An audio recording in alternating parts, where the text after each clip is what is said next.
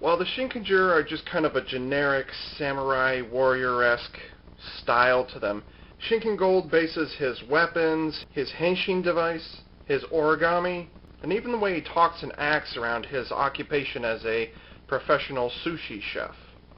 And the Zangeki Kanjōtō Sakanamaru is no different, and so this is Shinken Gold's customized personal weapon.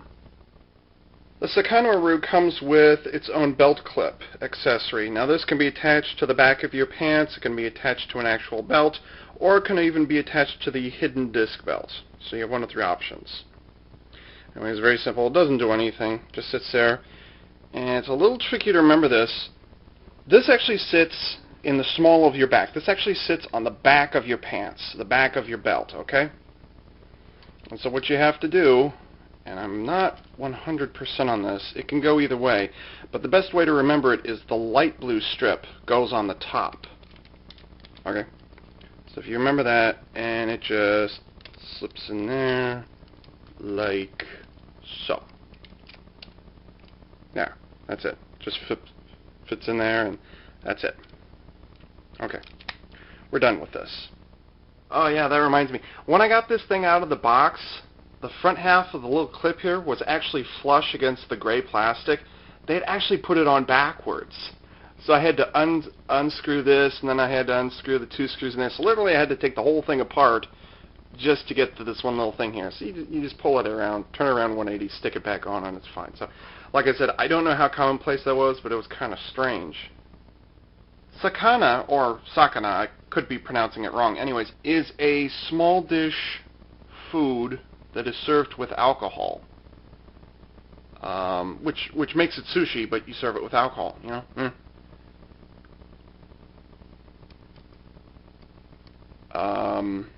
But nowadays, from what I've read, from what I've heard, sakana has come to be associated with the modern word fish.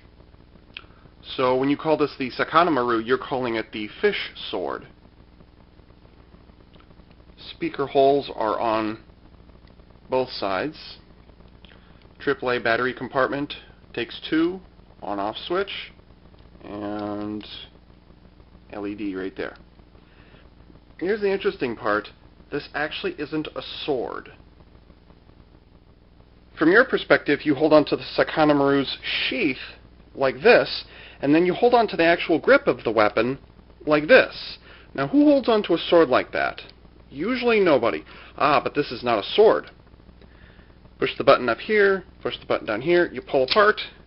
That is the Sakanamaru, which is actually a tanto, a Japanese dagger or knife. There haven't been many Super Sentai knives or daggers. Actually, I don't think there have ever been a knife, but there have been a select few daggers or short swords. Some nice texture detailing on the gold section here. The whole toy is ABS except for this section here, which is PVC. Now the reason, careful, watch your fingers, why it's so easy to remove and put this back is because Shinken Gold uses a particular sword technique, which is known as Iaido, however you say that, which means that you're replacing the blade after every cut that you make. So you do a hit, you put it back in, you do a hit, you put it back in. Hey, don't hit other people! It's just quick in and out like that. So that's why it's so easy to hang on to it like that. Although I would suggest not doing that without looking very often. So anyways, yeah, sword goes in the hole. No jokes, please. Easy way to tell which direction you're supposed to put it in is the light blue sections line up with each other. Although it's kind of interesting, the toy can actually do it the other way. But anyways, yeah, that is the Sakanamaru without the electronics. Here's where things get interesting. Okay, on-off switches here, and the LED. Oh, right, I have to hold it this way. Here is how the Sakanamaru works.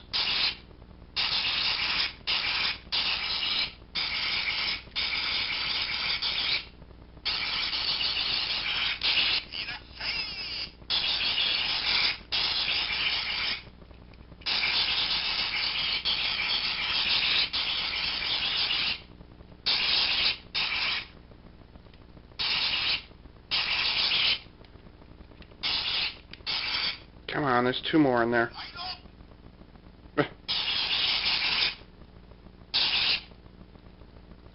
Come on.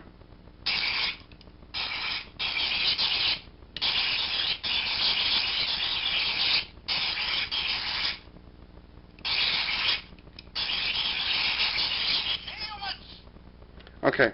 He says those 3 phrases randomly. By the way, that is the voice of Shinken Gold, by the way. And then what you do is you put the sword back in and...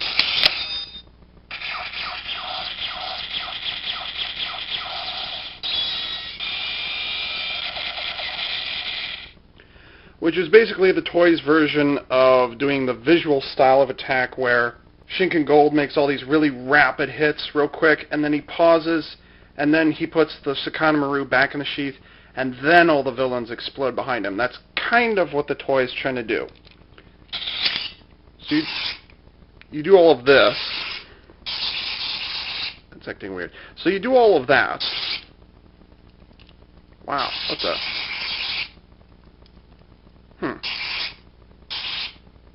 Strange. Oh, low battery, that's why. And then you put it back in.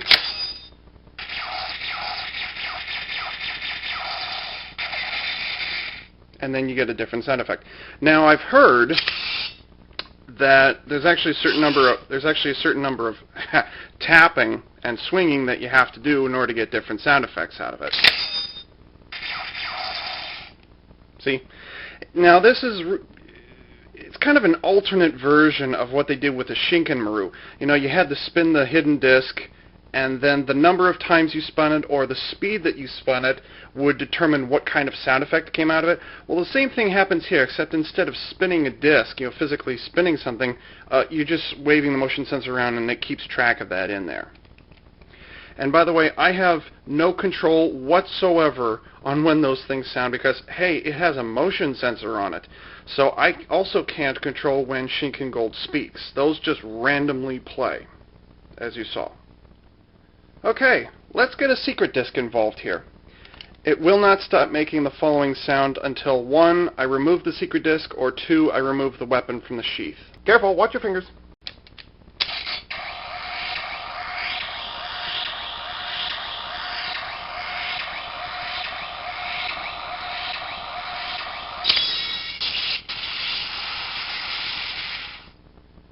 And it basically works on the same principle.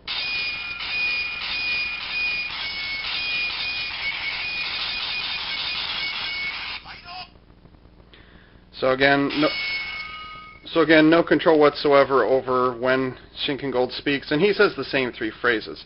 However, unlike when a disc is not attached, when you put it back in, it'll just go back to doing that.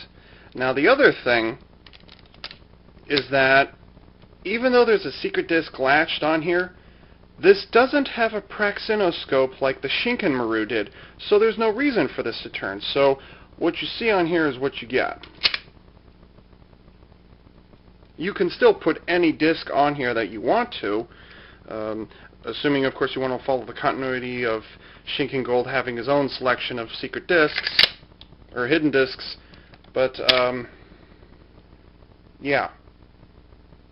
I just forgot what I was going to say. That's embarrassing. Well, I'm not going to reshoot this.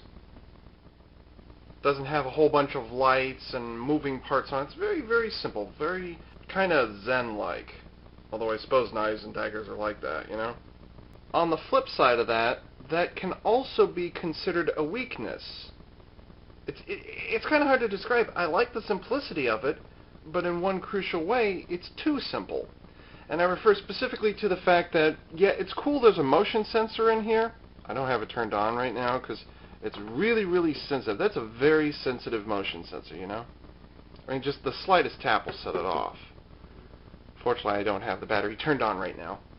It's very sensitive, and it's nice we've got a motion sensor in there. We haven't had one of those since 2004 when they made their debut in Dagger Ranger.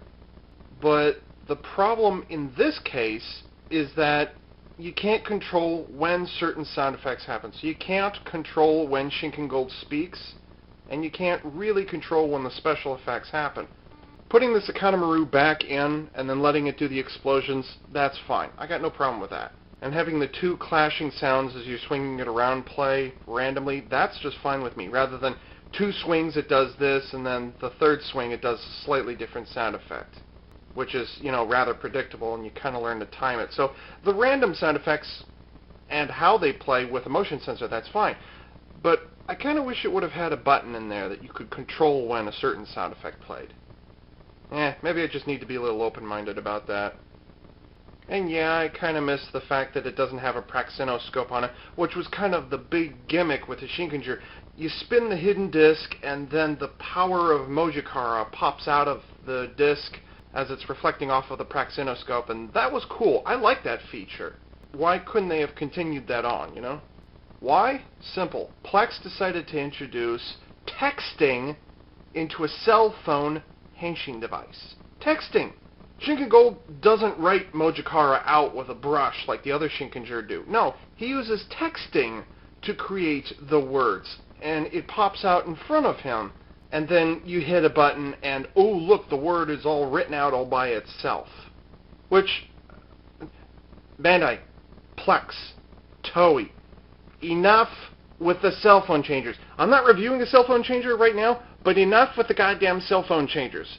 Seriously, I'm getting sick of it. I'm not getting sick of it, I am sick of it. I've had enough. Please, give us something different.